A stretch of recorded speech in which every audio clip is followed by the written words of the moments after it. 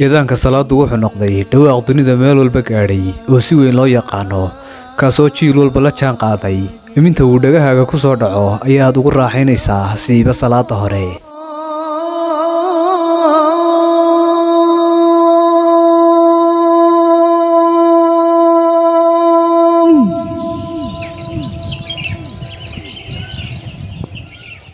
iyo jidha waa beri kolka uu mu'adin haybad u leeyahay mikrofoonka qabsado xamaasada hurdada ayaa si laba jibaarmata waana goorta ugu macaan ee ay tahay inuu qofku hurdada ka kaco u kaalaya salaada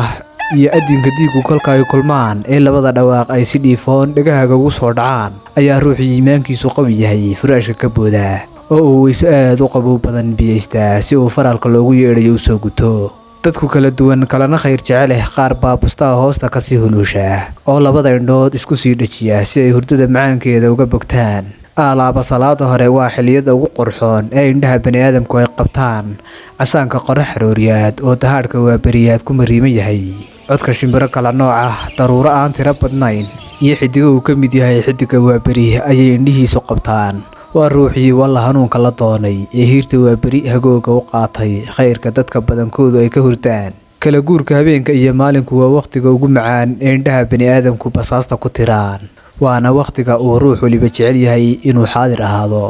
laakiin shaydaanka oo dagaal ba'an kugula jira ayaa bustaha kaa dhacay ku sii huwiya si uu macaanka hurdada kuu dareensiiyo aadaanku aad ayuu u macaan yahay siiba salaada hore ruuxii islaamnimadu buuxisay waa mid si aada dhegta ugu raariciya wadamada islaamku waxay caan ku yihiin kalahaada arooriyaad rasuulkeennii ayaana inoo sheegay khayrka ay leedahay kalahaada hore arsaaqda ayaa ah mid subixii lagu kala horeeyo caajiska ayaana ka taga ruuxii kalahaada aqbala hayya cala as-salaa